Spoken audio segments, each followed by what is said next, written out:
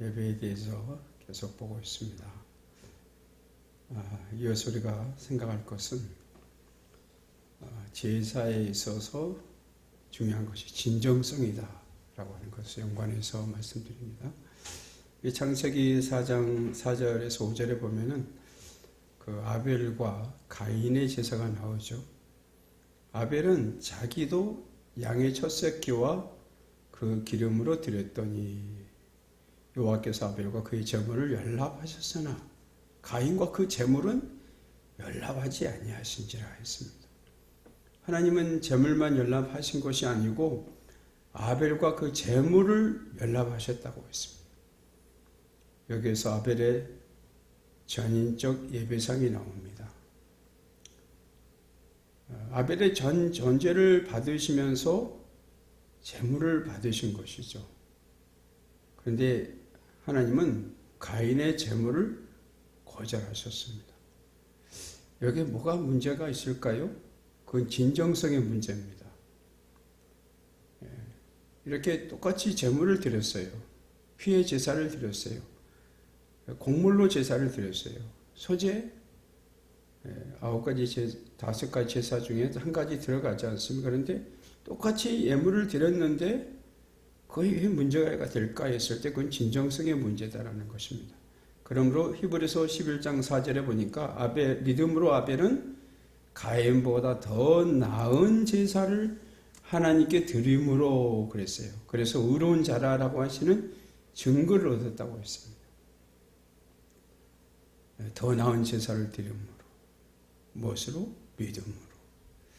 아벨은 믿음으로 하나님 앞에 나아가서 더 나은 제사를 드렸습니다. 하나님께서 받으실 그런 예배를 위해서 얼마나 진정성을 가지고 예배를 준비했겠습니까?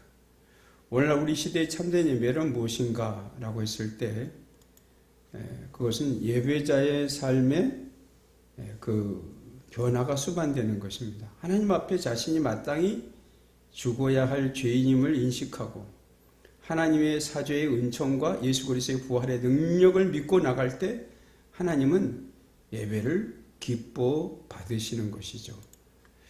이때 성령님이 함께해 주실 것입니다.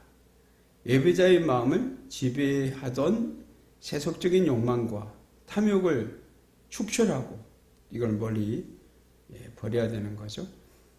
축출하고 하늘의 거룩한 은혜가 우리를 지배할 때 헛된 욕구가 사라지고 우리의 영혼은 자유함을 얻게 되고 다시 살아나게 될 것입니다. 예배를 통해서 내가 변화되지 않으면 가인처럼 될 수도 있다라고 하는 심각성을 가져야 됩니다. 가인은 자신의 제사가 연락되지 않을 때 시기심을 가졌습니다. 미움을 가졌습니다. 그 속에 혹독한 악심이 생겼던 것이죠. 동생을 죽이는 가인의 범죄가 제사 후에 있었다는 사실. 날마다 하나님 앞에서 예배를 드리는데 내 삶의 변화가 수반되지 않는다면 나의 영혼은 잠자고 있거나 죽어가고 있을 수 있다라고 하는 이런 우리가 진단을 해야 됩니다. 하나님은 사람을 부르셔서 먼저 예배자로 만드시고 그 후에 일하는 자로 만드십니다. 하나님 앞에 온전한 예배자로 먼저 서지 못하면 자신의 영혼은 황폐화되어 가게 된다는 것입니다. 자, 영혼의 황폐화 이걸로 끝나면 좋게요? 그렇지 않습니다. 영혼의 황폐화가 가족의 황폐화로 만들어갑니다. 자녀의 황폐화로 만들어갑니다. 옆에 사람을 황폐화시킵니다. 교회 공동체를 황폐화시킵니다. 그리고 삶 생활 자체가 황폐화되어 갑니다. 자기가 하던 그 섬기는 일터, 직장, 사업장이 황폐화되어 갑니다. 그러니 자신의 영혼의 황폐함은 매우 중요합니다. 그렇기 때문에 예배가 무너지면 안 됩니다. 예배 빠뜨리면 안 됩니다. 설교 예배 준비하는 것 대충 하면 안 됩니다. 황폐화로 이어갈 수가 있기 때문에 교회 성장학자 칼 조지라고 하는 분이 있거든요. 이 칼 조지는 미래 교회는 메타 교회가 되지 않으면 살아남지 못할 것이다 라고 했습니다. 이 메타라고 하는 건 뭐냐면은 변화를 의미하는 헬라어거든요. 메타가 바로 그리스어 메이아에서 왔습니다. 사이에, 뒤에, 다음에, 넘어서라고 하는 뜻을 갖고 있는데요. 이 화학적 분야에서는 방향적 이성체를 구분짓는 데 사용하고 있어요. 말씀대로 변화되는 교회, 복음으로 다시 돌아가는 교회, 날마다 회개 역사가 일어나는 교회가 되어야 되는 것입니다. 삶의 변화를 수반하는 예배를 드리기 위해 필요한 변화를 받아들이는 일은 반드시 필요하다. 따라서 복음으로 돌아가자라는 것입니다. 이 가스펠 케어가 있습니다. 복음으로 케어받아야 되는 거거든요. 그러기 위해서는 복음으로 돌아가야 됩니다. 다시 읽어야 될 복음, 다시 듣는 복음, 다시 행해져야 될 복음, 복음으로 돌아가야 돼요. 마르틴 루터가 성서로 돌아가자, 성경으로 돌아가자 그런 말을 했어요. 우리가 복음으로 돌아가지 않으면 안 됩니다. 예수 그리스도의 복음이 영혼 구원과 하나님의 나라를 위한 핵심적인 진리다. 성경 66권에 계시된 진리다. 교회는 복음의 진수를 믿는 믿음의 정도를 바로 이해하고 하나님의 자녀라는 존재의 변화, 신앙의 정체성을 확실히 해야 되는 것입니다. 그래서 예배를 예배되게 하자라고 하는 그런 슬로건이 나오고 있어요. 예배를 예배되게 하자. 우리는 예배 드리면 끝뿐이지 무슨 예배가 예배되게 하냐, 무슨 그런 말이 있느냐 할 정도로 또 대물을 수가 있어요.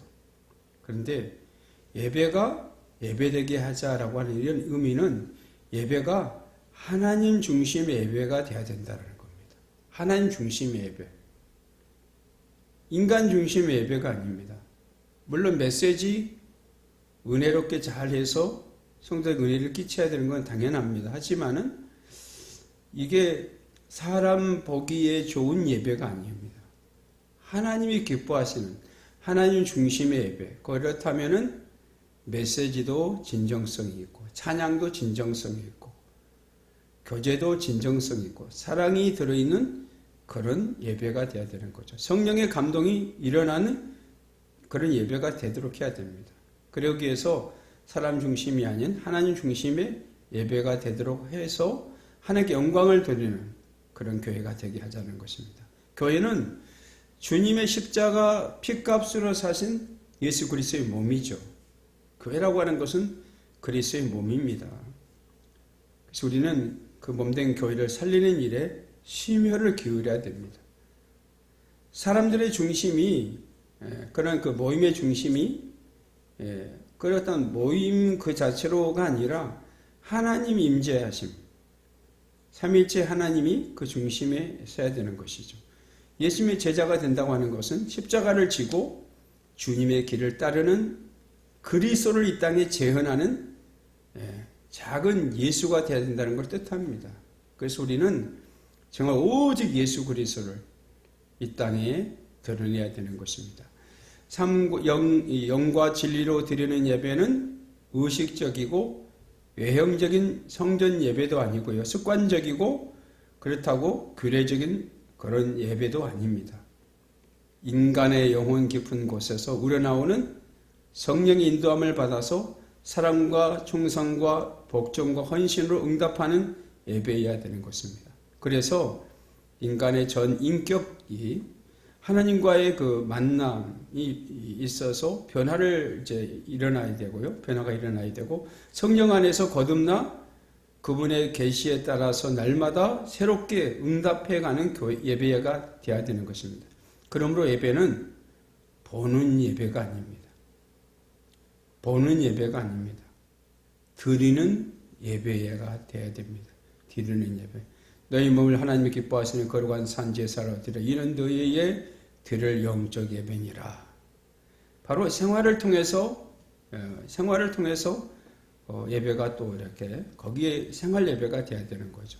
성전에서만 드리는 예배가 아니라 생활 속에서도 예배가 돼야 되는 거죠. 그것은 바로 거룩성과 연관이 있습니다. 우리의 삶 전체를 하나님께 드려야 되는 것입니다. 몸은 하나님의 성령이 거하시는 전이라는 사실을 알고 우리가 이렇게 생활 속에서도 예배가 신실하게 생활 예배가 되어야 된다. 그래서 하나님께 영광을 돌려야 한다는 것이고요. 그러므로 진정한 예배는 자신의 몸과 삶을 날마다 하나님께 드리는 것이다. 참 예배는 하나님께 정교한 기도를 드리는 것만이 아니고요. 날마다 삶 속에 있는 모습 그대로를 겸손하게 정결하게 하나님께 드리는 것입니다. 그래서 참된 예배는 하나님께 정교한 예배를 드리는가 동시에 그것이 이제 이 점이 중요하죠. 동시에 날마다 뭐예요? 날마다 삶 속에서 있는 그대로를 겸손히 하나님께 드려야 된다. 성도다운 성도, 목사다운 목사의 자리로 돌아가야 됩니다. 세상의 소금과 빛이 되는 교회는 세상적인 출세나 성공을 바탕으로 이루어지는 것이 아닙니다.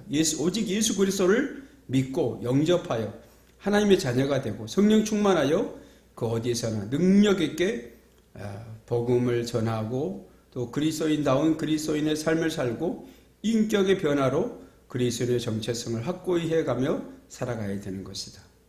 교회는 하나임을 잊지 말아야 될 것입니다. 바울 사도는 성령이 하나 되게 하신 걸 힘써 지키라 하고 있습니다. 예수님은 제자들에게 하나 되기를 바라셨어요. 하나 되게 하소서 하고 성부 하나님께 기도하셨습니다. 우리는 어떤 이렇게 분열된 교회 모습을 보이면 안 되죠. 여러 공동체를 우리가 보고 사는데요. 정말 하나님이 기뻐하시는 것은 서로가 하나 되어 공동체를 섬기는 것입니다. 성경의 가르침대로 모든 걸 내려놓고 한국교회 공통 이슈를 통해서 자신을 내려놓고 서로 양보하고 힘을 모아 하나 되어가는 교회, 하나 되는 그런 길을 지향해야 될 것입니다.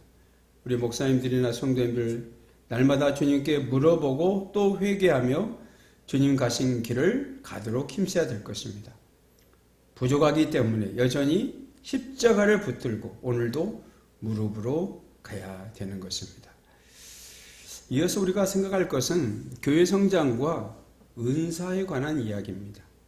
자, 이제 좀 이걸 보겠습니다. 교회 성장과 은사 문제.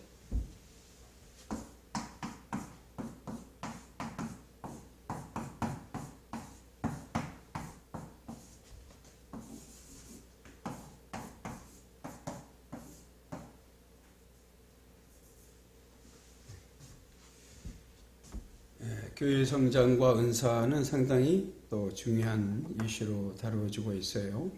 성경에서 말하는 은사는 많은 종류가 있습니다. 특히 우리가 로마서 12장 6절에서 8절에 보시면은 우리에게 주신 은혜대로 받은 은사가 각각 다르니 하면서 거기 보면은 예언이면 믿음의 분수대로, 혹 섬기는 일이면 섬기는 일로, 혹 가르치는 자면 가르치는 일로, 혹 위로하는 자면 위로하는 일로, 구제하는 자는 성실함으로, 다스리는 자는 부지런함으로, 궁의를 베푸는 자는 즐거움으로 할 것이니라, 이렇게 말씀하고 있죠.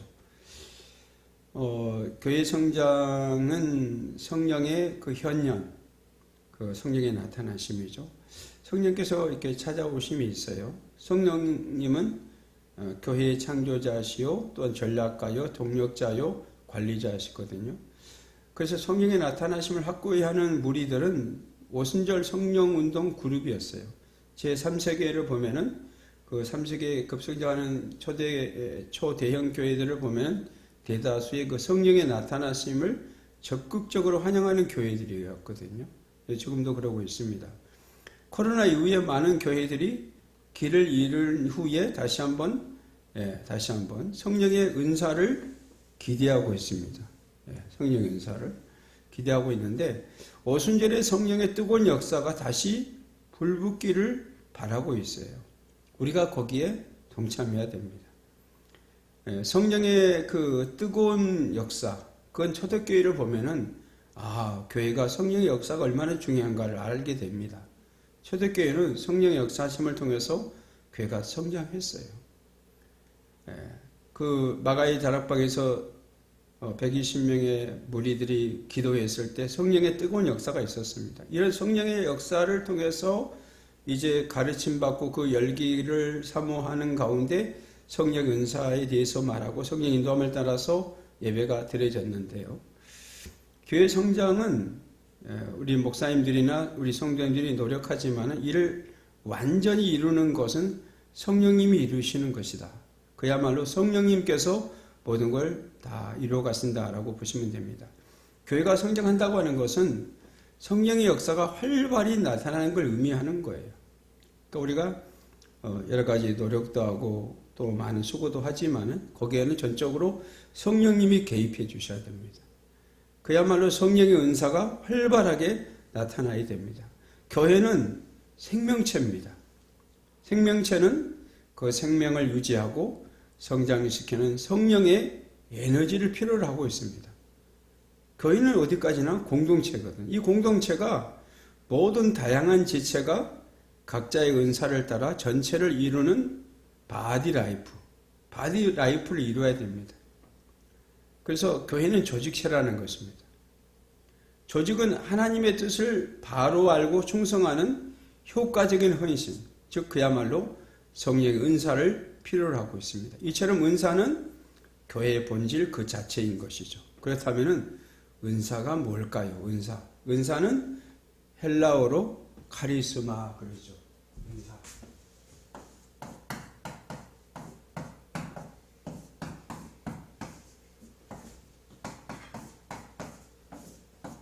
이건 바로 선물을 뜻합니다.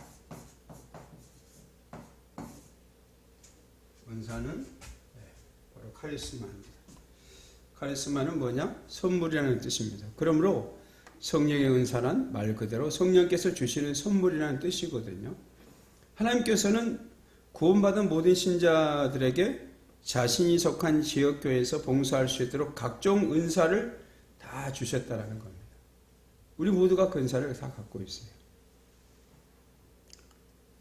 그 은사가 다를 뿐이지 다 갖고 있습니다. 하나님께서 우리에게 본질적으로 이렇게 주시는 게 또 있을 수 있고요. 그래서 선천적으로나 후천적으로 다 은사를 갖고 있습니다. 은사의 그 목회를 위한 7단계가 있는데요. 그 은사 목회를 위한 7단계가 무엇일까요? 자, 그래서 먼저 우리가 베드로전서 4장 10절의 말씀을 좀 찾아볼 필요가 있습니다. 자, 여러분 찾아보시기 바랍니다. 베드로전서 4장 10절에 보시면은 거기 뭐가 있어요? 그렇죠. 각각 은사를 받은 대로 하나님의 각양 은혜를 맡은 선한 청지기 같이 서로 봉사하라. 그러고 있죠.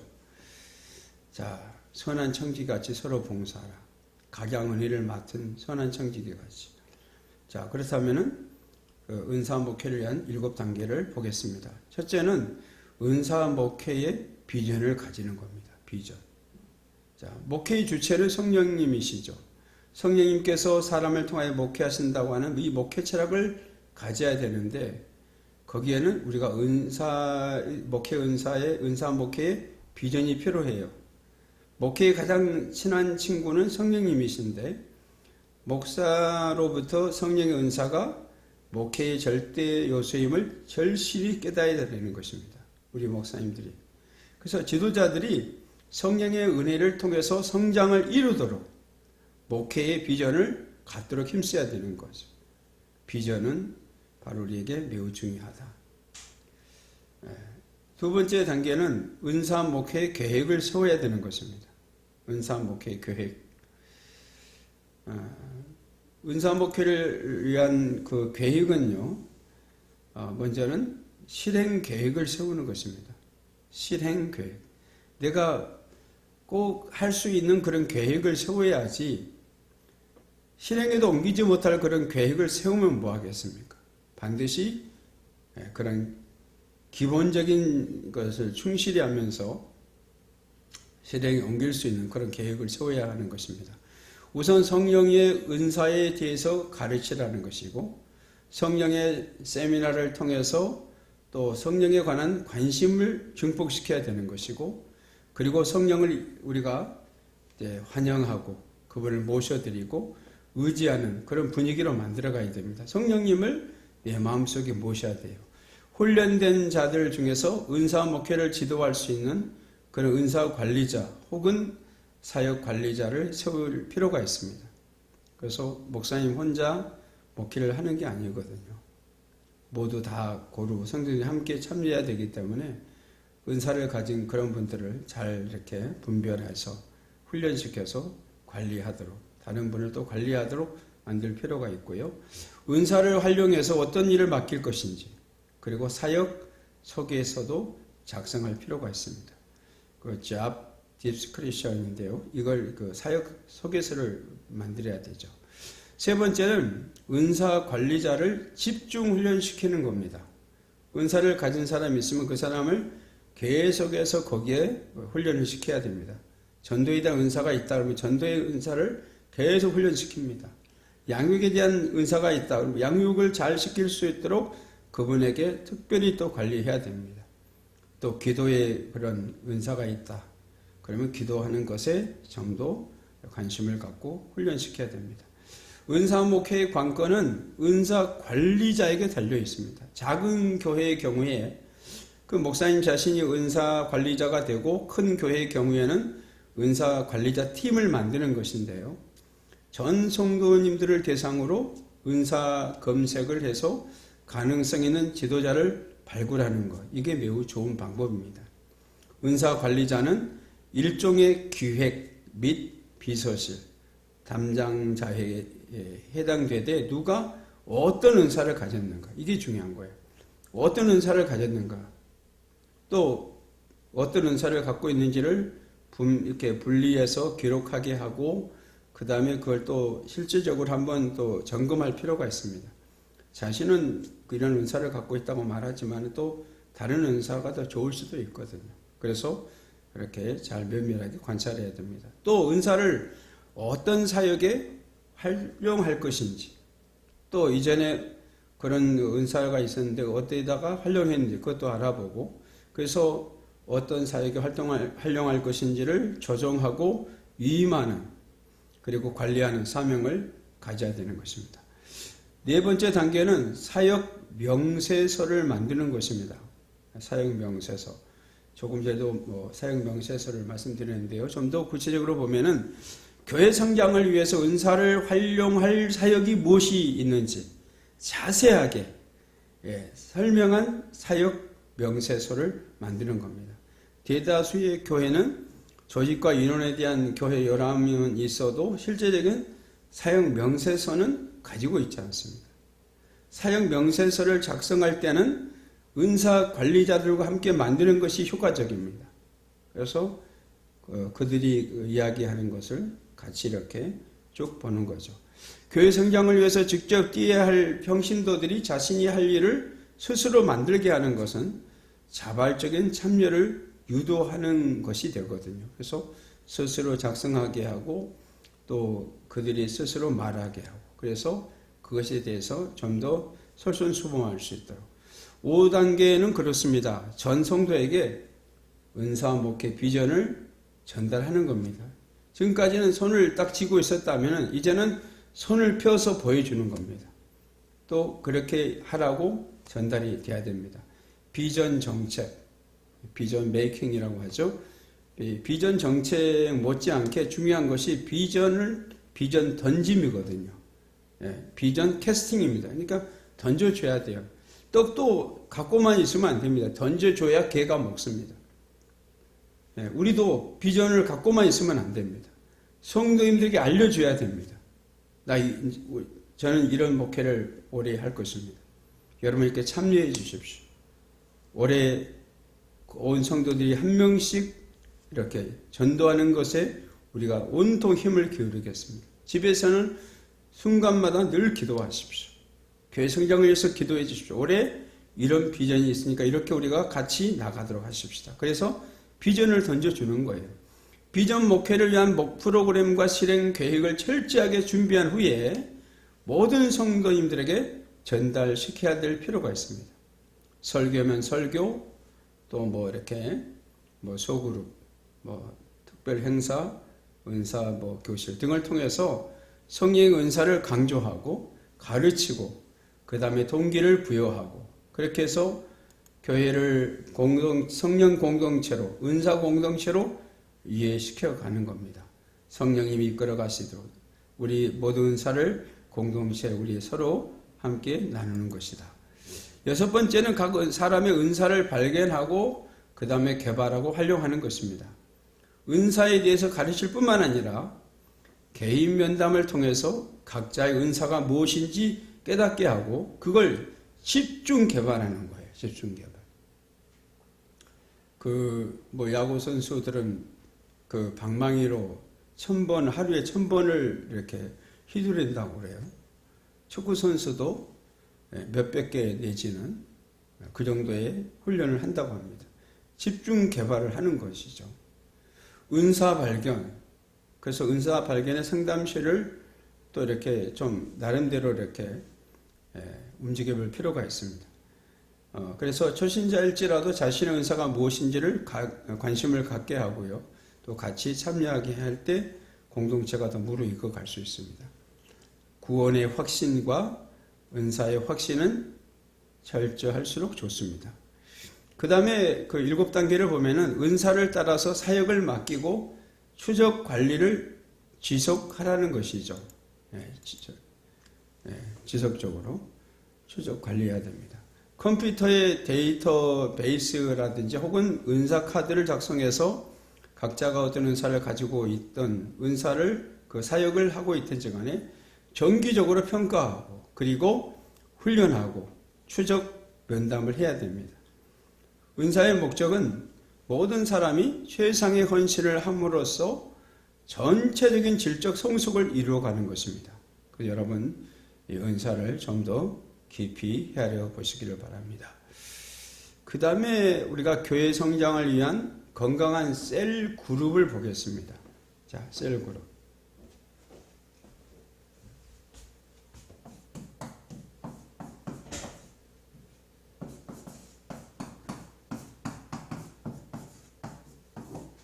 건강한 교회를 위한 셀 그룹.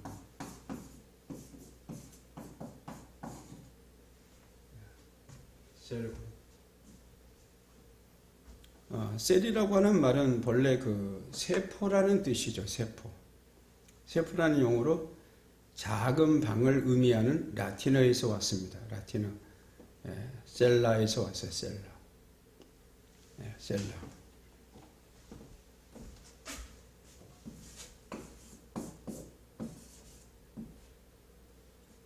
작은 방이라고 하는 그런 의미를 가진 그런 곳에서 셀이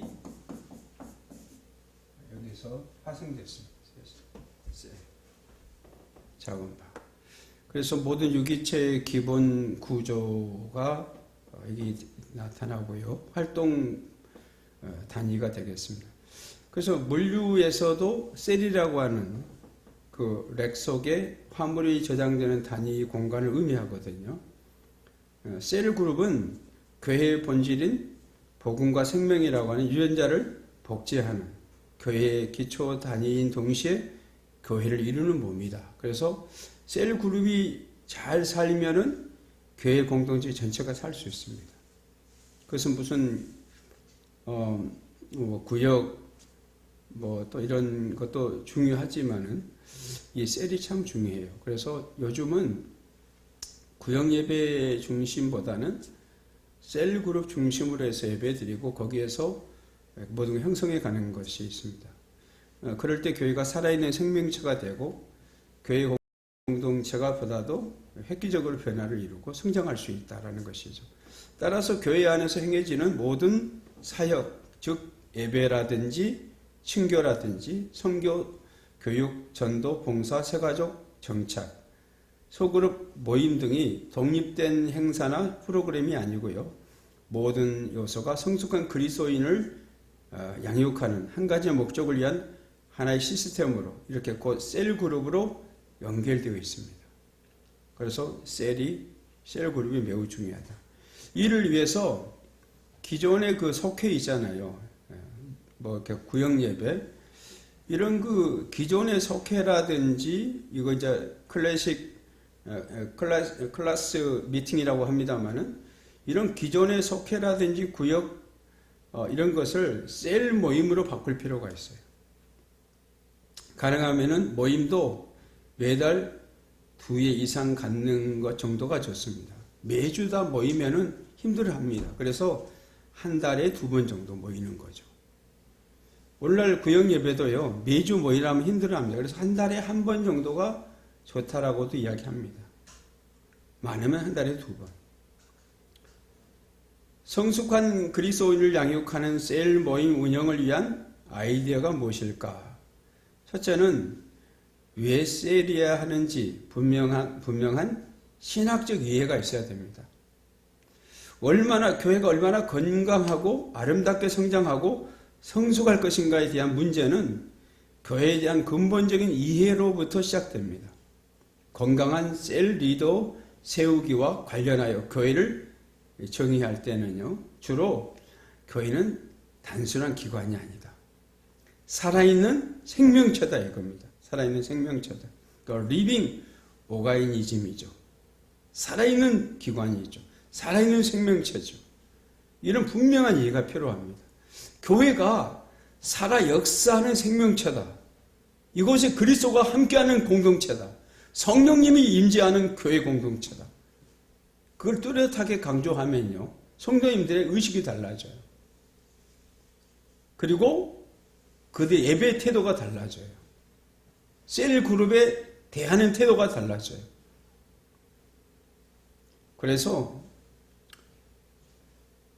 교회 공동체는 살아있는 공동체고 우리 셀 그룹 자체도 살아있는 생명체다.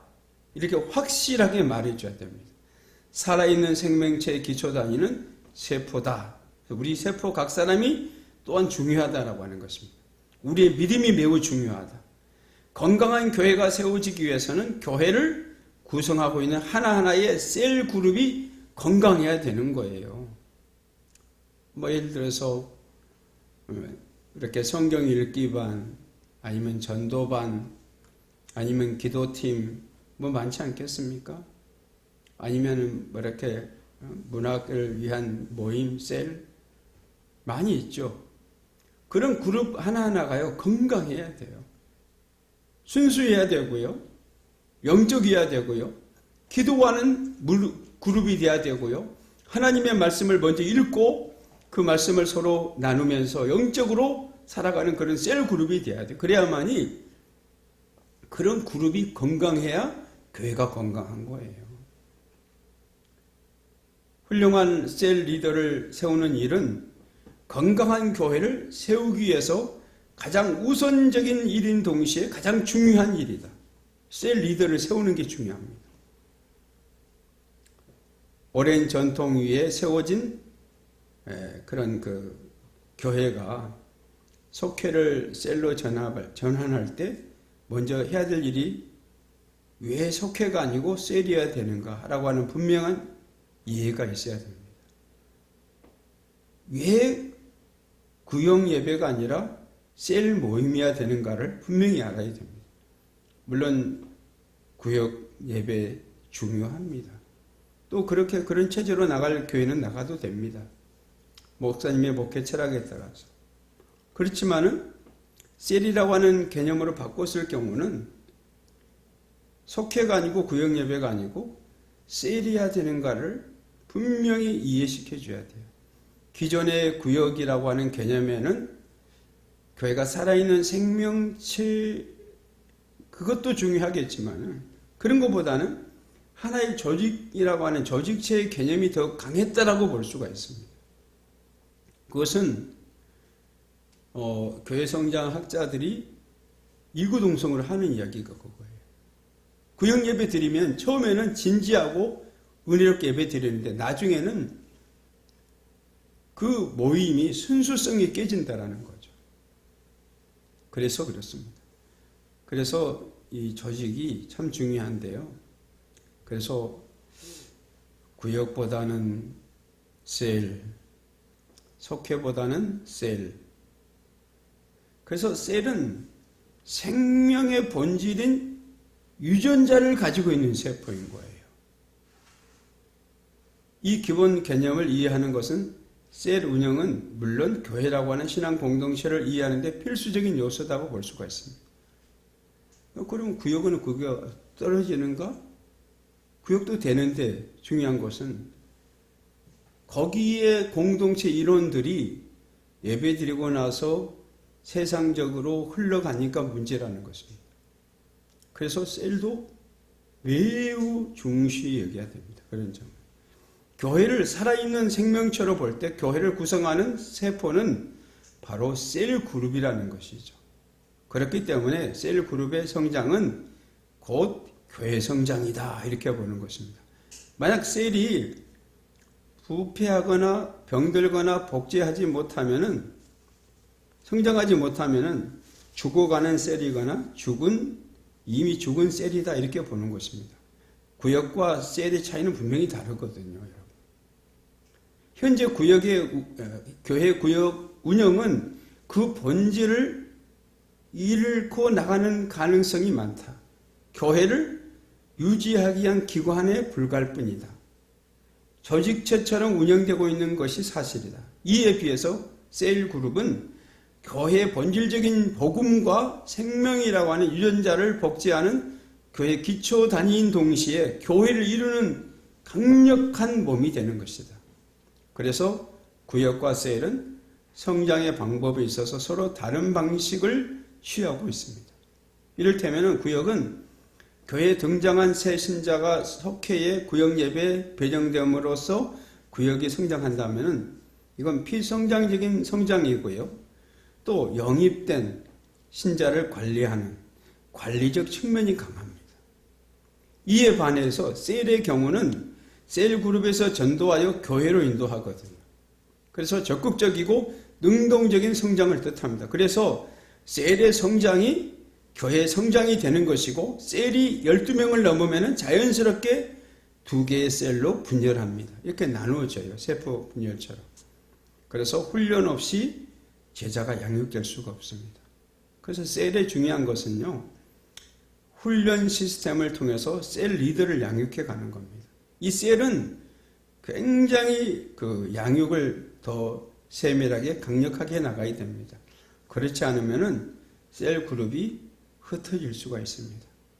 셀의 본질을 이해하면 자연스럽게 목회의 최우선 방침은 셀 리더 양육으로 이어져 가야 됩니다. 건강한 교회관을 가진 셀 리더가 세워지는 것은 곧 교회 성장을 의미하기 때문에 그렇습니다.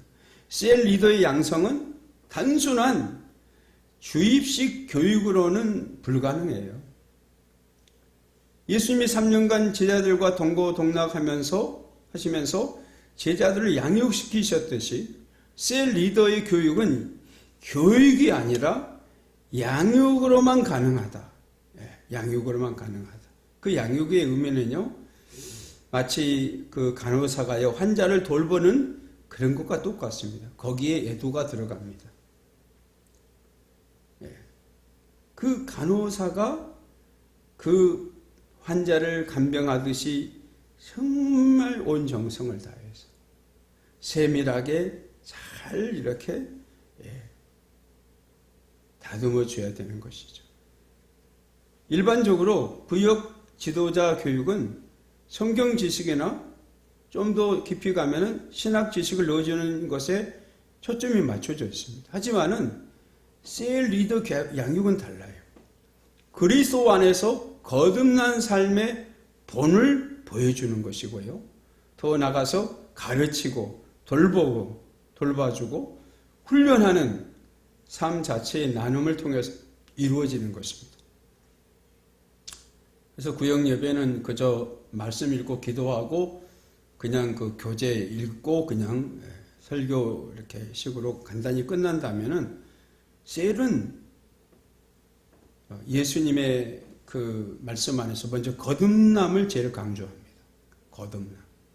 거듭나면은 그렇게 거듭나서 주님을 확실히 만난 사람들은 달라요. 변질이 없어요. 변질이 없어요. 변질이. 그래서 가르치고 돌보고 훈련하는 것. 훈련 없이 제자가 될 수 없고 양육될 수가 없습니다. 따라서 모든 셀 리더는 철저한 훈련 시스템을 통해서 양육되어야 됩니다. 모든 셀 리더는 의무적으로 하나님 앞에서를 매일 실천해야 됩니다. 하나님 앞에서 코람데오 정신이 매우 중요한 거예요. 그래서 그 한 주 중에 큐티는 물론 성경 읽고요, 기도하고 전도하고 그 다음에 또 봉사에 참여하고 셀 모임과 열린 모임에 또 참여하면서 같이 공동체를 이끌어가는 것입니다. 셀 리더 양육의 궁극적인 열매는 양육된 셀 리더가 자기와 동일한 영적 유전자를 가진 또 다른 셀 리더를 양육하여 셀에서 분가하는 것입니다. 또 나누어져 가는 거예요. 그래서 리더를 하나 잘 세우면요, 또 다른 세포 분열이 일어납니다. 그러므로 셀 모임을 위한 교재도 만들고 셀 리더를 철저하게 교육해야 됩니다. 셀의 진행 방법은 속회의 진행 방식과 전혀 다릅니다. 속회의 경우는, 구역의 경우는 어떻습니까? 속회 인도자가 공과를 인도하여 연구해서 일방적으로 전달하는 방식이라면 좀 주입식이죠. 그런데 셀 모임은 그게 아니에요. 모든 셀 가족의 참여를 전제로 한 철저한 삶의 나눔입니다. 나눔. 그래서 나는 한 주간 이렇게 살았습니다. 나는 이런 예로사항이 있었습니다. 나에게는 이런 즐거움이 있었습니다. 나는 자녀가 이렇게 나에게 대해줘서 케어받고 큰 위로를 받았습니다. 하면서 삶 전체를 나누는 거예요. 이게 정말 좀 다르죠. 셀 모임은 인도자의 일방적인 설교나 가르침은 철저하게 배제합니다. 배제해요. 그러기보다는 이렇게 삶을 나누는 거예요. 메시지를 나누면서도 대화가 오고 갑니다. 셀 리더는 주어진 교제에 따라서 대화를 이끌어내고 대화를 주고받습니다. 그리고 모든 셀 구성 멤버들이 주제를 벗어나지 않도록 하는 범위 내에서 자신의 삶을 나누도록 인도하는 그런 책임이 있는 거예요. 그래서 거기에는 예의성이 발휘돼야 되고요. 남의 이야기를 경청해야 되고요. 그래서 스피킹과 리스닝과 이게 갖춰져야 합니다. 같이. 거기에 그런 것이 또 같이 들어가야 됩니다. 기술을 위한 셀 모임을 위해서 기본적으로 이런 것들이 갖춰져야 되는 거죠. 철저하게 예의 바르게 남의 이야기를 들어주는. 그래서 셀 주제는 매주 담임 목사가 주일 설교 본문을 기초로 하여 직접 만들고요. 앞으로 선포될 4주 내지 6주간의 설교 제목을 준비해서 주보에 게재하면 도움이 됩니다. 그래서 셀 교재는 따로 이렇게 딱 안 만들어도요. 교회에서 이렇게 담임 목사님의 설교를 중심으로 그걸 가지고 이렇게 만들어서 나누게 되는 것이죠.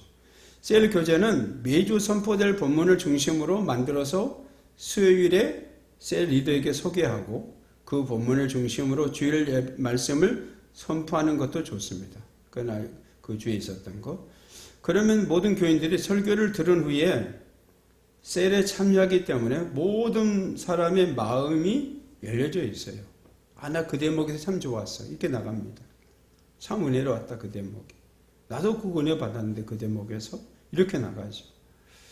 그래서 셀 모임을 마친 후에 셀은 매주 셀 팀장에게 셀 모임 상황을 보고하고요.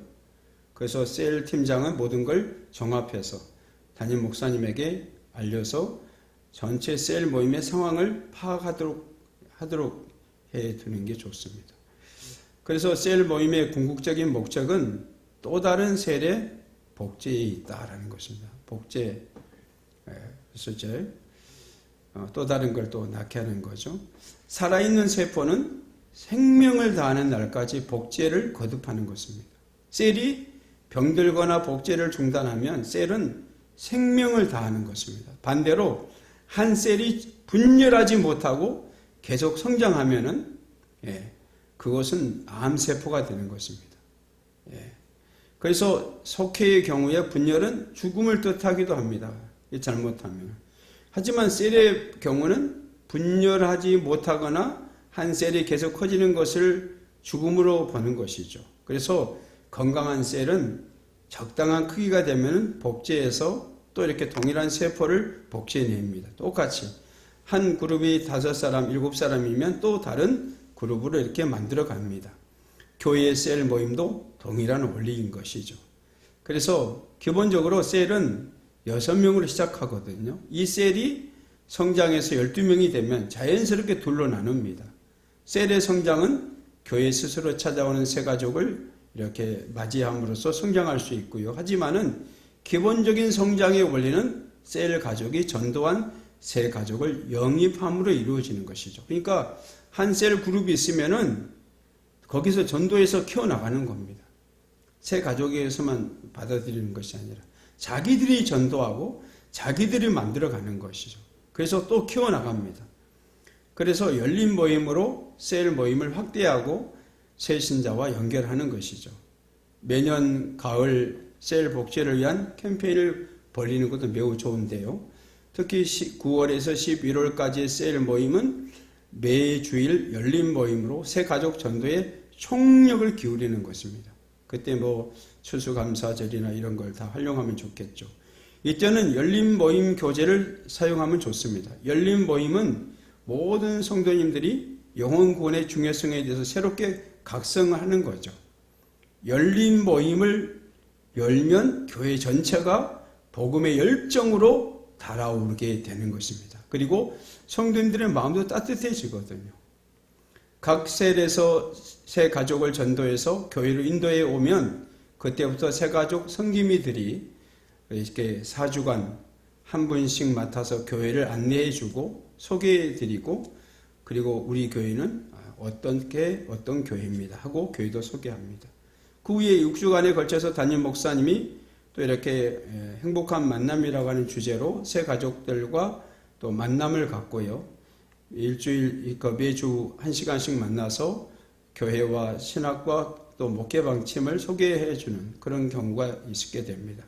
6주간 만나는 동안에 모든 교회 임원들과 팀 사역자들이 새가족에게 소개되고요.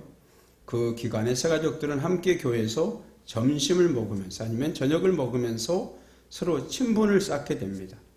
새가족 만남이 끝나는 날 새가족에게 알맞는 새로운 셀 가족을 소개하고 동시에 바로 셀 모임 양육 시스템을 소개하는 것이죠.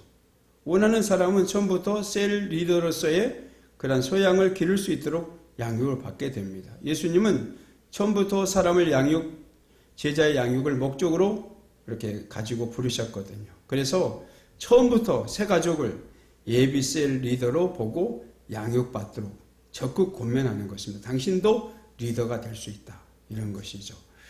그러면은 굉장히 좋아합니다. 그래서 한 셀을 통해서 또 다른 셀의 그 리더를 키워나가는 것입니다. 셀 리더는 한 그루의 사과나무와 같은 것입니다.